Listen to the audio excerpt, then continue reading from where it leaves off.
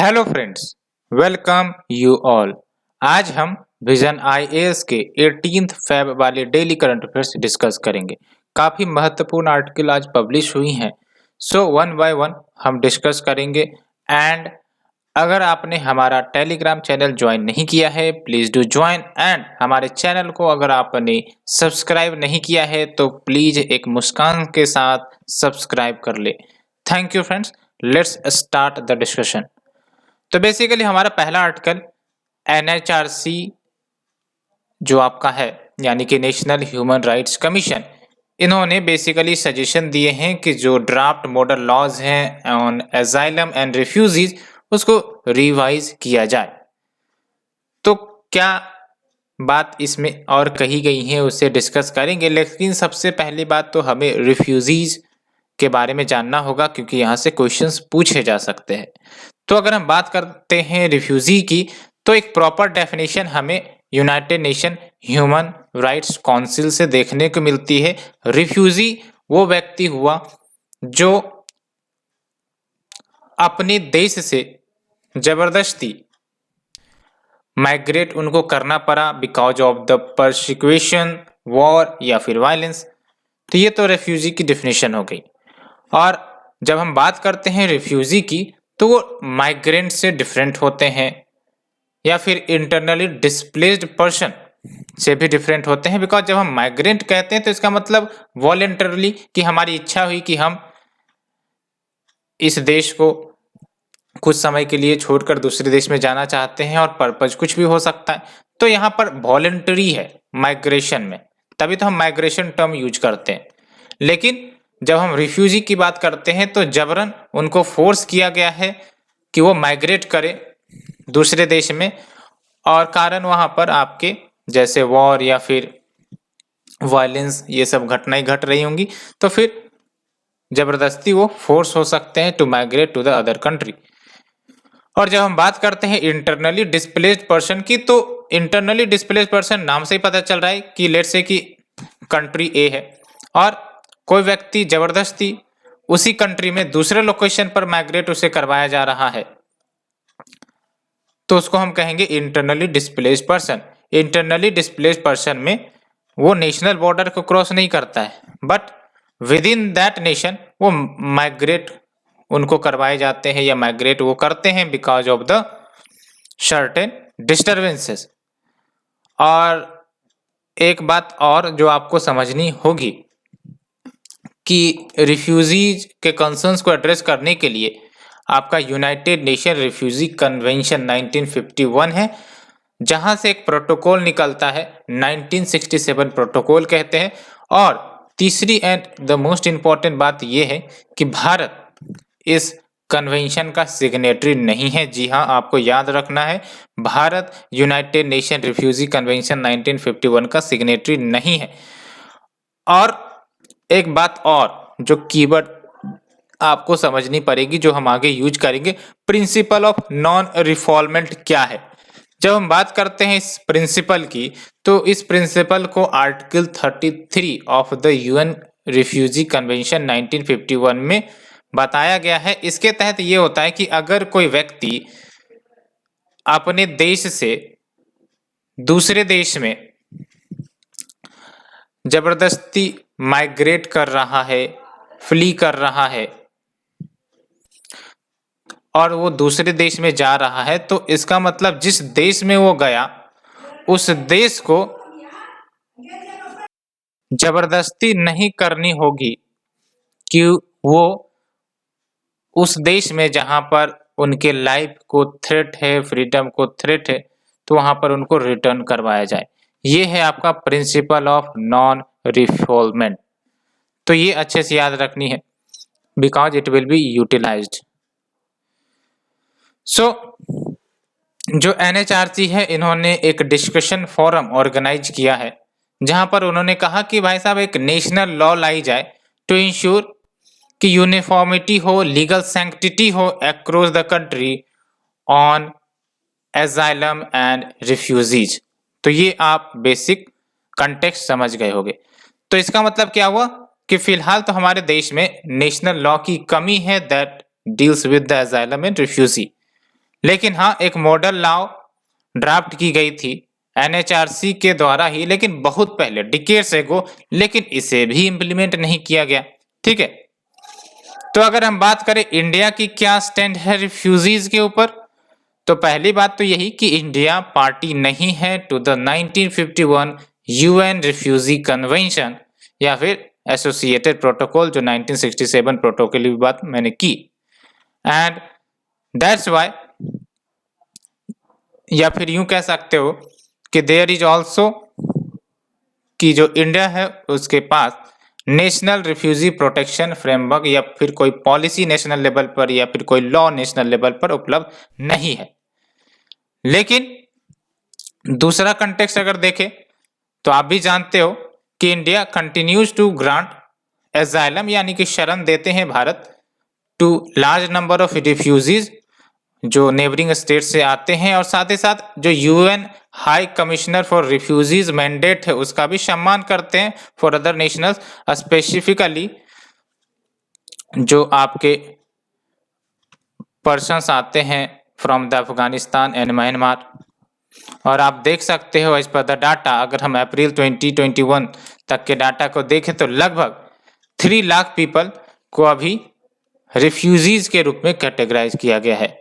और दूसरी इंपॉर्टेंट बात जो प्रिंस के लिए भी इंपॉर्टेंट हो जाती है कि there is no distinction under the Indian law between the foreigner and refugees. तो इसका मतलब जो भी लॉज फॉरेनर्स पर लागू होते हैं वो रिफ्यूजीज पर भी लागू होंगे, जैसे laws like foreigner act 1946, passport act 1967, extradition act 1962, citizenship act 1955, ये जो हैं आपके दोनों पर लगते हैं। And that's why under these law जो फॉरेनर्स है उसको डिटेन भी किया जा सकता है और फोर्सिबली डिपोर्ट भी किया जा सकता है टू द अदर नेशन जहां से वो आए होंगे। और दूसरी इंपॉर्टेंट बात ये कि जाहिर सी बात है जो लीगल डॉक्यूमेंट्स नहीं होते हैं या फिर अदर एलिजिबिलिटी क्राइटेरिया को फुलफिल नहीं करते हैं तो फिर इनको डिटेन या फिर डिपोर्ट किया जा सकता है। और जो मैंने आपको बताया प्रिंसिपल ऑफ नॉन रिफॉल्वमेंट के बारे में, तो यहाँ पर आप देख सकते हो नंदिता हस्कर versus state of Manipur 2021 case आया था। यहाँ पर मणिपुर हाई कोर्ट ने कहा है कि जो प्रिंसिपल ऑफ नॉन रिफॉल्वमेंट है वो आपका आर्टिकल 21 में इनकॉम्पैस करता है ऑफ द इंडियन कॉन्स्टिट्यूशन।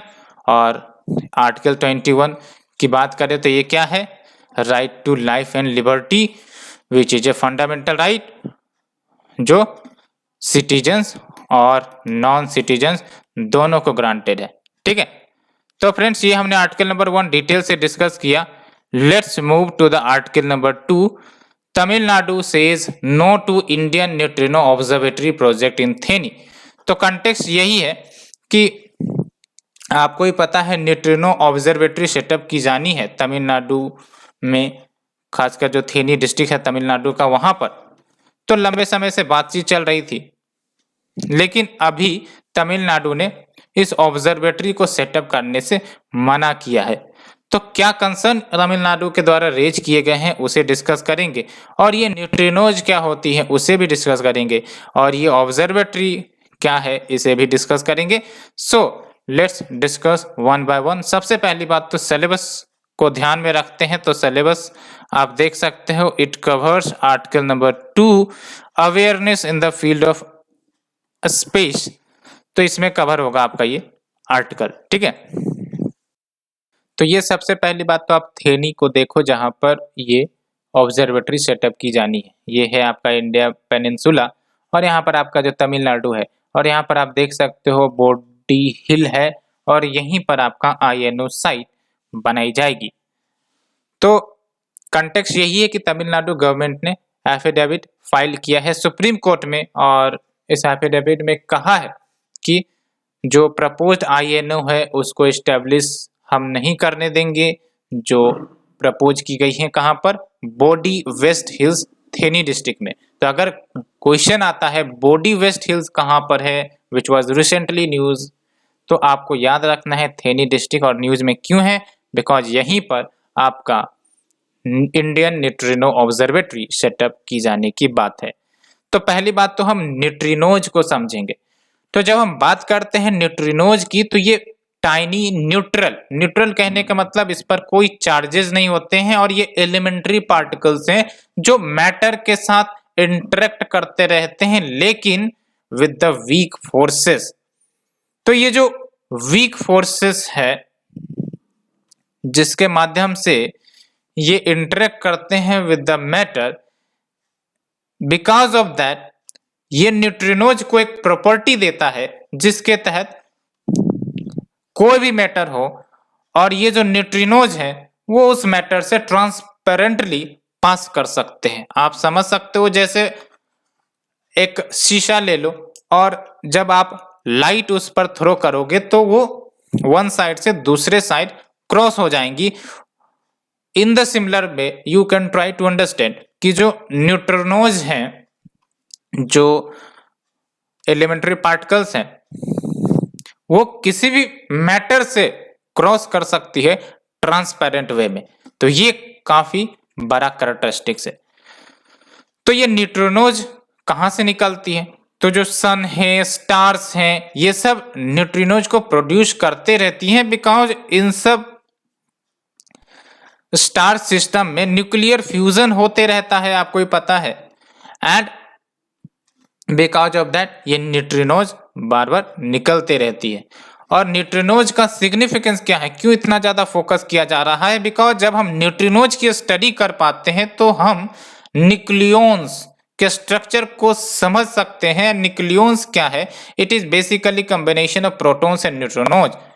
और साथ ही साथ हम ये लर्न कर सकते हैं कि जो मैटर है जो आप देख रहे हो पूरे यूनिवर्स में, वो कैसे इवॉल्व हुई। और आपको ही पता है कि जब हमारा यूनिवर्स बना तो उस समय सिंपल पार्टिकल्स ही मौजूद थे, लेकिन आज आपका more complex composite of particles में मैटर मौजूद है। तो कैसे ये मैटर सिंपल पार्टिकल्स से more complex composite of particles में इवॉल्व हुए, ये भी मदद करेगा न्यूट्रिनोज समझाने में बेसिकली। तो इसे हमने डिस्कस किया। अब चलते हैं INO के बारे में जानते हैं, यानी कि इंडियन न्यूट्रिनो ऑब्जर्वेटरी।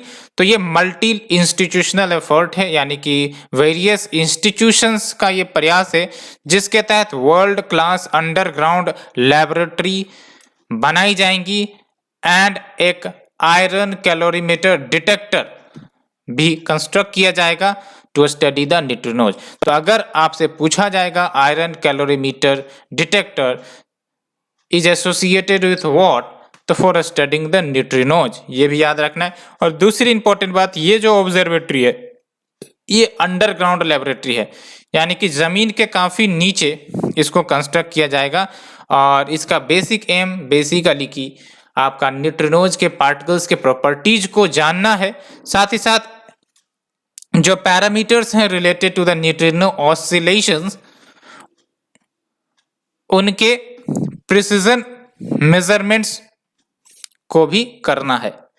एंड ये ज्वाइंटली फंड की जा रही हैं department of atomic energy plus department of science and technology के द्वारा। और नीति आयोग का दूर दूर से रिश्ता नाता नहीं है, यहाँ पर आप देख सकते हो। तो क्वेश्चन आएंगे तो गलत नहीं करना है। तो हमने सेकेंड आर्टिकल डिस्कस कर लिया friends. Let's move to the third article. Okay sorry, मैंने तो आपका कंसर्न्स रेज जो निकल कर आ रहे हैं उसे ही डिस्कस नहीं किया। तो क्या कंसर्न्स रेज किए गए हैं तमिलनाडु के द्वारा ओवर दिस प्रोजेक्ट? तो पहली बात तो ये कि जब इस ऑब्जर्वेटरी को कंस्ट्रक्ट किया जाएगा तो टनलिंग खोदी जाएंगी, यानी कि एक प्रकार से सुरंग बनाई जाएंगी। बिकॉज जो भी ऑब्जर्वेटरी है ये अंडरग्राउंड है, तो जो टनलिंग वर्क होगा इसके कारण आपका कंस्ट्रक्शन वास्ट मटेरियल निकलेगा, रॉक बस्ट निकलेगा, साथ ही साथ हो सकता है रूफ कोलैप्स हो जाए because these are eco fragile area. तो फिर एक ये निगेटिव वर्क निकल कर आ रहा है। दूसरी इंपॉर्टेंट बात कि हो सकता है ये जो प्रोजेक्ट है बायोडाइवर्सिटी पर इम्पैक्ट करे, बिकॉज इस लोकेशन में जहां पर ये प्रोजेक्ट बनाई जाएंगी बहुत सारी एंडेमिक स्पीसीज मौजूद हैं। और तीसरी इंपॉर्टेंट बात ये कि ये जो एरिया है यहाँ पर वेरियस रिवर का कैचमेंट जोन है, जैसे रिवर सांभल की बात कर दे, रिवर कोटाकुडी की बात कर ले, और ये सब जो रिवर कैचमेंट जोन है ये लाइवलीहुड को सपोर्ट करते हैं, specifically in the 5 districts of Tamil Nadu. तो लाइवलीहुड पर भी असर पड़ सकता है लोगों का। एंड साथ ही साथ जो आपके प्रोजेक्ट एरिया है ये लिंक करता है पेरियार टाइगर रिजर्व जो कि केरला में है with the Shri Villiputhur Meghamalai tiger reserve जो कि आपका तमिलनाडु में। तो इन दोनों को कनेक्ट करता है ये एरिया, और यहाँ पर अगर क्योरिंग एंड कंस्ट्रक्शन एक्टिविटीज चालू होती हैं तो ये जो कॉरिडोर्स है टाइगर की, जिसके तहत ये वन लोकेशन से डिफरेंट लोकेशन मूव करते हैं, specifically Periyar tiger reserve to the Shri Vallabhpur Meghamalai tiger reserve या फिर वाइस वर्सा।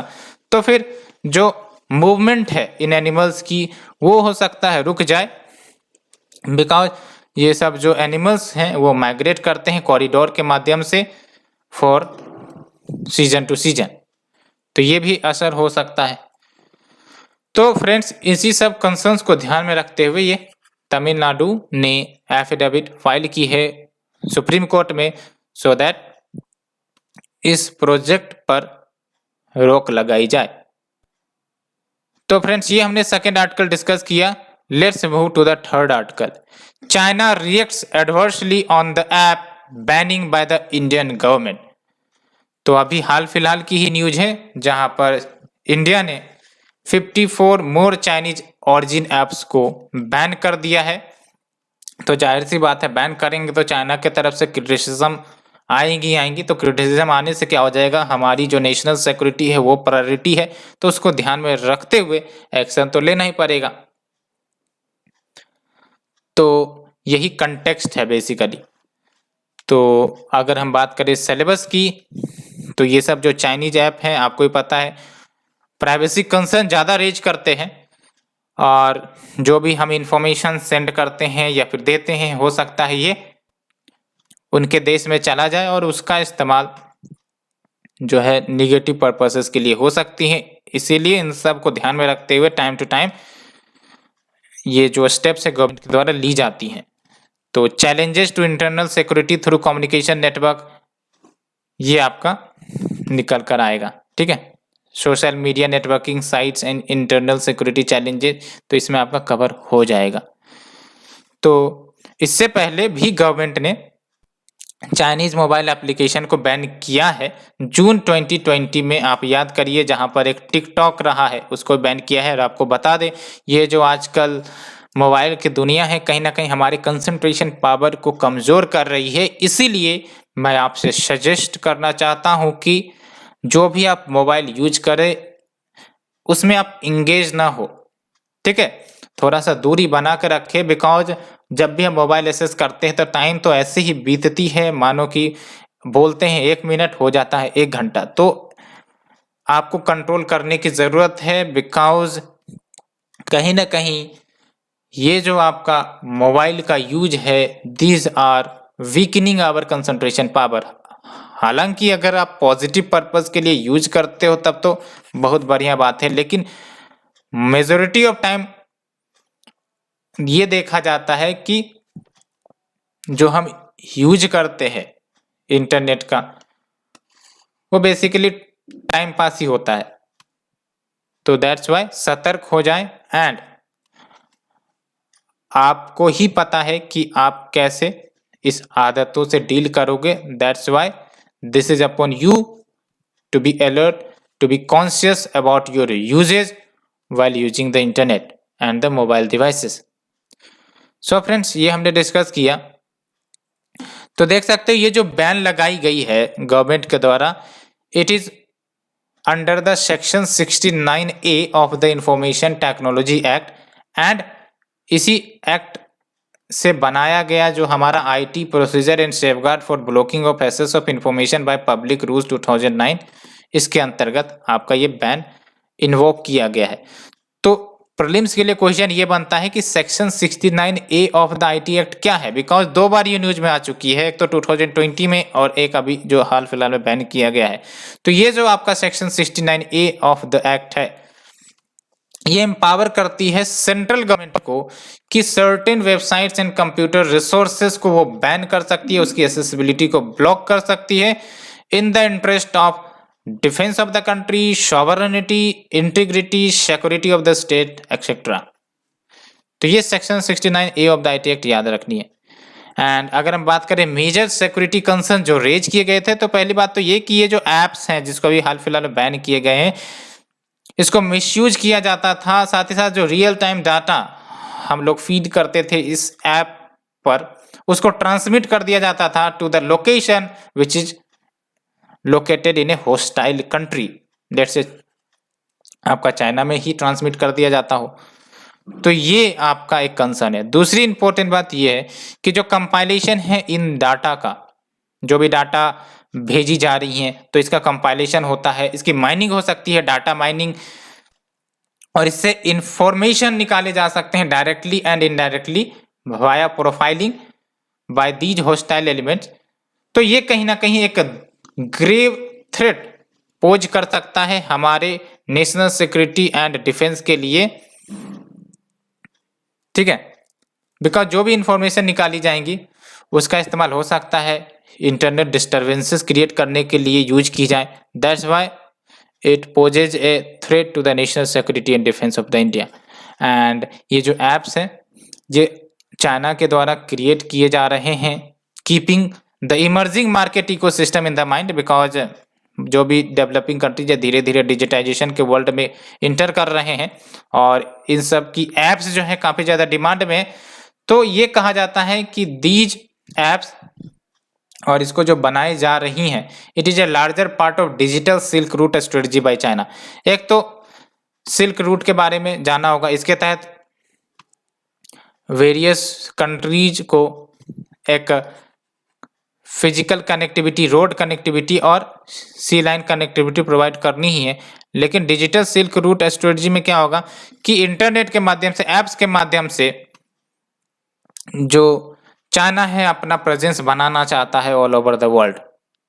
दैट्स वाई इतने सारे चाइनीज ऐप आजकल निकल कर आ रहे हैं। Even what Chinese mobile phones आप देख लो कितने ज़्यादा डिफरेंट कंट्रीज में यूज होते हैं, including India as well. So friends, ये हमने डिस्कस किया डिटेल से। Let's move to the next article. तो आप देख सकते हो, new study on tectonic evolution of greater Maldive ridge helps shed light on Gondwana breakup and dispersal. Simply अगर कहें तो आपको जानना है ग्रेटर मालदीव रिज के बारे में, साथ ही साथ ये जो आपके रिजेस हैं कैसे फॉर्म होती है इसको समझना भी ज़्यादा जरूरी है।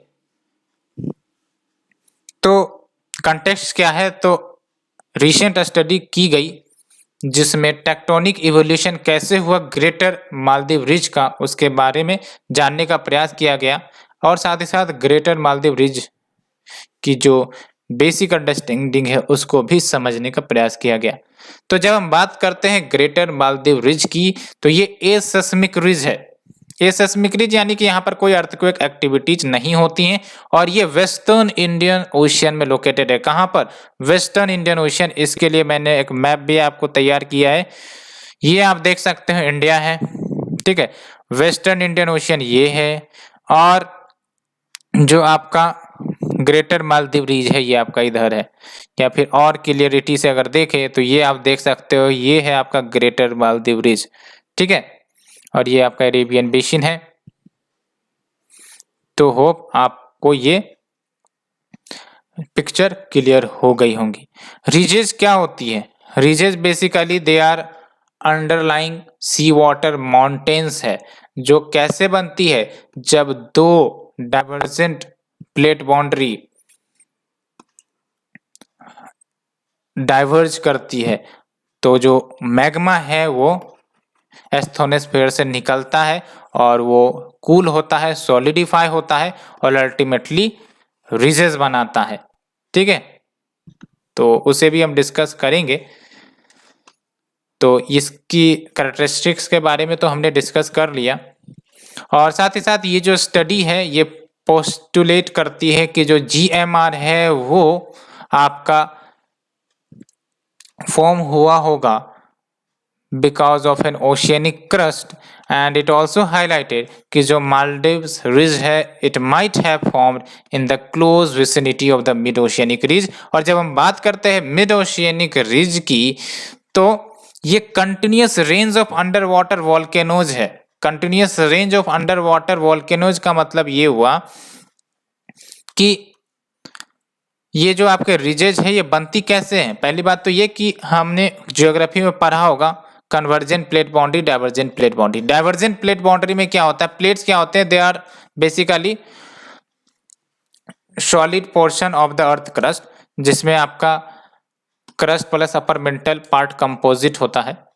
तो ये जो लिथोस्फेरिक प्लेट है, डाइवर्जेंट प्लेट बाउंड्री में होता ये है कि जो टू लिथोस्फेरिक प्लेट्स है वो एक दूसरे से मूव अपार्ट करते हैं। तो जब मूव अपार्ट करेंगे तो ये जो स्टेनोस्फेयर है जो आपका मैग्मा का सोर्स होता है, तो जाहिर सी बात है ये मैग्मा यहाँ से निकलेगा और यही जब सॉलिडिफाई हो जाएगा तो ये रिजेस का निर्माण करेगा। ठीक है, तो ये बातें होती है। तो होप आप समझ गए होंगे। तो ये जो आपने अटलांटिक रिजेस के बारे में देखा है, ठीक है, तो Atlantic ridges is nothing but it is a part and parcel of mid oceanic ridges, और बनी वैसे ही है, डाइवर्जेंट प्लेट बाउंड्री के कारण ही बनी है।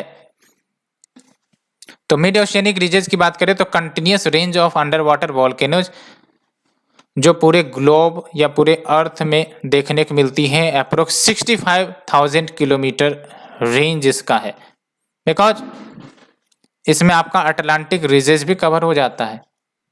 ठीक है, और अगर हम बात करें सिग्निफिकेंस ऑफ द स्टडी की तो इसके तहत हमें वैल्यूएबल इनपुट्स मिल सकेगा towards understanding the evolution of ocean basin, कि आखिरकार ओशन बेसिन का इवोल्यूशन कैसे हुआ है। साथ ही साथ ये भी जानने में मदद कर सकेगा कि जो गोंडवाना लैंड का ब्रेकअप हुआ, आपको पता है जो पेंजिया है, जो अल्फ्रेड वेगनर ने कहा था, जो पेंजिया है टूटा था लॉरेशिया में एंड गोंडवाना लैंड में।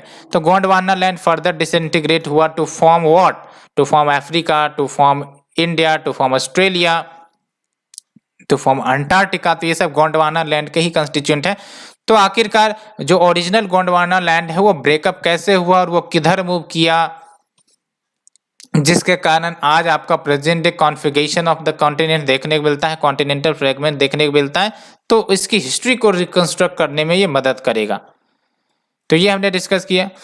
और अगर हम बात करें about formation of ridges through the tectonic plates, तो रिजेज कैसे बनती है, तो रिजेज मैंने आपको बताया it is the outcome of the divergent plate boundary, यानी कि प्लेट टेक्टोनिक्स में हम पढ़ते हैं कि जो अर्थ का आउटर मोस्ट लेयर है, आउटर मोस्ट लेयर क्या होता है, लिथोस्फेयर होता है, और लिथोस्फेयर क्या होता है, तो क्रस्ट जो है प्लस उसमें आप अपर सॉलिड मेंटल को जोड़ देते हो तो ये लिथोस्फेरिक प्लेट्स बन जाती है। और हमारा जो अर्थ सरफेस है वो वेरियस लिथोस्फेरिक प्लेट्स में बटा हुआ है, टूटा हुआ है, और यही जो प्लेट्स हैं वो बेसिकली मूव करते रहते हैं because of the convective currents जो आपका स्टेनोस्फेयर से देखने को मिलता है, which lies below the tectonic plates, and because of that plates जो है वो मूव करते रहते हैं। या तो प्लेट्स एक दूसरे के करीब आ सकते हैं, या फिर प्लेट एक दूसरे से दूर जा सकते हैं, या फिर प्लेट्स स्लाइड पास्ट कर सकते हैं।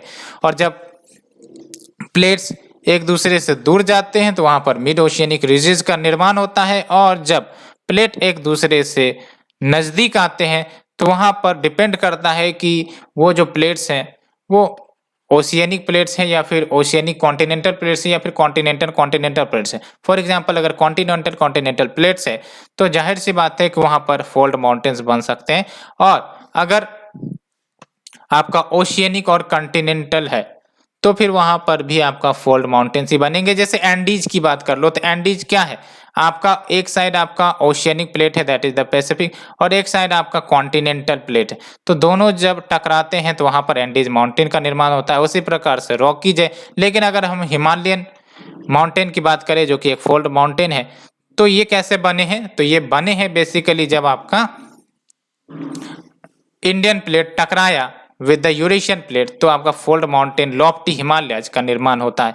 और याद रहे कि जो हिमालय जो वहाँ पर कोई वोल्केनो नहीं आते, अर्थक्वेक आते हैं, लेकिन बाकी जो एंडीज है, रॉकीज है, वहाँ पर अर्थक्वेक और वोल्केनो दोनों आते हैं, because they are the outcome of oceanic and continental plates. तो ये अच्छे से याद रखना है फ्रेंड्स। तो ये तो मैंने आपको बता ही दिया है। हाँ, तो ridges occur along the divergent plate boundary, जहाँ पर न्यू ओशियन फ्लोर क्रिएट होंगे, बिकॉज जब प्लेट डाइवर्ज होंगे तो क्या होगा, यहाँ पर से मैग्मा निकलेगी, सॉलिडिफाई होगा, तो ये जो न्यू ओशियन क्रस्ट है वो क्रिएट होंगी। और कन्वर्जेंट में जो है वो आपका क्रस्ट है वो डिस्ट्रॉय हो जाती है, बिकॉज दे गेट सबडक्टेड। तो ये भी याद रखनी है। याद रखने की बात तो है नहीं, समझने की बात थी, तो मैंने तो आपको समझा दिया अच्छे से। Hope you understood. सिलेबस मैंने डिस्कस नहीं किया, लेकिन सिलेबस चलो देख लेते हैं। तो friends, when we talk about the syllabus, तो सिलेबस में आपका ज्योग्राफी का पोर्शन कवर होगा। Where is the geography, silent features of the world, physical geography.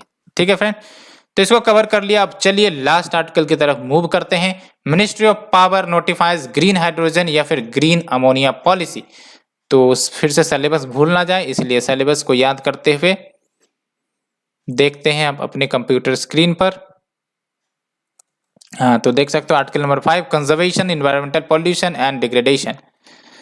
तो ये जो नोटिफाई की गई है मिनिस्ट्री ऑफ पावर के द्वारा ग्रीन हाइड्रोजन या फिर green ammonia policy, it is all because of the backdrop of national hydrogen mission. यानी कि नेशनल हाइड्रोजन मिशन लॉन्च की गई थी, अनाउंस की गई थी प्राइम मिनिस्टर के द्वारा भारत के 75th इंडिपेंडेंस डे के दिन, जिसके तहत 5 million tons of green hydrogen produce करने का टारगेट रखा गया है बाय 2030।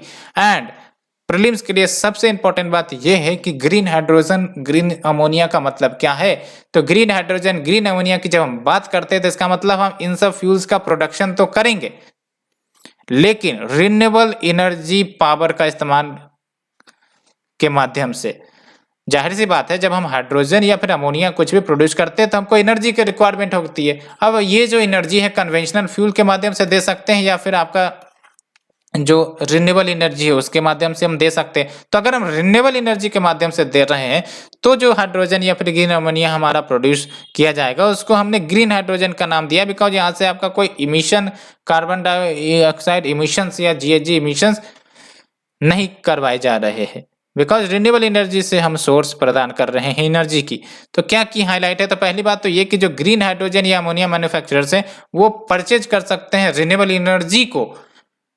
कहां से? पावर एक्सचेंज पोर्टल से, या फिर खुद अपना रिन्यूएबल एनर्जी कैपेसिटी बना सकते हैं और फिर वो इस्तेमाल कर सकते हैं for the production of green hydrogen या फिर अमोनिया। और जो बेनिफिट है रिन्यूएबल परचेज ऑब्लिगेशन का वो दी जाएंगी इन हाइड्रोजन या फिर अमोनिया मैन्युफैक्चरर को। साथ ही साथ ये भी याद रखनी है इंटर स्टेट ट्रांसमिशन चार्जेज, यानी कि लेट्स से कि एक कंपनी को, मैन्युफैक्चरर को रिक्वायर्ड है ग्रीन एनर्जी की, रिन्यूएबल एनर्जी की, तो एक स्टेट से दूसरे स्टेट्स में वो मंगवाएगा रिन्यूएबल एनर्जी, तो उसके लिए ट्रांसमिशन चार्जेस लग सकते हैं। लेकिन एक पॉलिसी में ये भी डाल दी गई है कि इंटर स्टेट ट्रांसमिशन चार्जेस को वेव ऑफ कर दिए जाएंगे for a period of 25 years and it will be allowed to the selected manufacturers. और जो मैन्युफैक्चरर्स हैं एंड रिन्यूएबल एनर्जी प्लांट्स हैं उनको कनेक्टिविटी प्रायोरिटी बेसिस पर प्रोवाइड की जाएंगी टू द ग्रिड। ग्रिड मतलब यही है कि जो आपके रिन्यूएबल एनर्जी प्रोड्यूसर्स है वो अगर रिन्यूएबल एनर्जी प्रोड्यूस करते हैं तो ग्रिड इलेक्ट्रिसिटी में ट्रांसमिट कर सकते हैं, ये बात होती है।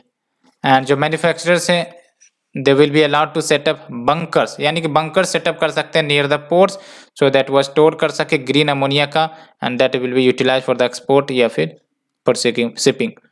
And next is your single portal for clearances, है ना, तो क्लियरेंसेस के लिए सिंगल पोर्टल भी क्रिएट की जाएंगी। सिग्निफिकेंस क्या होगा इस पॉलिसी का, तो ये सिग्निफिकेंस आप कहीं और भी इस्तेमाल कर सकते हो। पहली बात तो ये कि क्लीन फ्यूल लोगों को मिलेगा because it will be green hydrogen and it will reduce the dependence on the fossil fuel. दूसरी इंपॉर्टेंट बात तो यही है बिकॉज डोमेस्टिक प्रोडक्शन को फैसिलिटेट किया जाएगा और साथ ही साथ क्रूड ऑयल के इंपोर्ट्स में भी कमी आ सकती है। साथ ही साथ इंडिया एक प्रकार से एक्सपोर्ट हब के रूप में इमर्ज हो सकता है फॉर द ग्रीन हाइड्रोजन या ग्रीन अमोनिया। सो फ्रेंड्स, ये हमने ऑल 5 आर्टिकल्स डिस्कस किए हैं। अगर आपको अच्छी लग रही है प्लीज लाइक शेयर सब्सक्राइब जरूर करें। Thank you friends, thank you very much.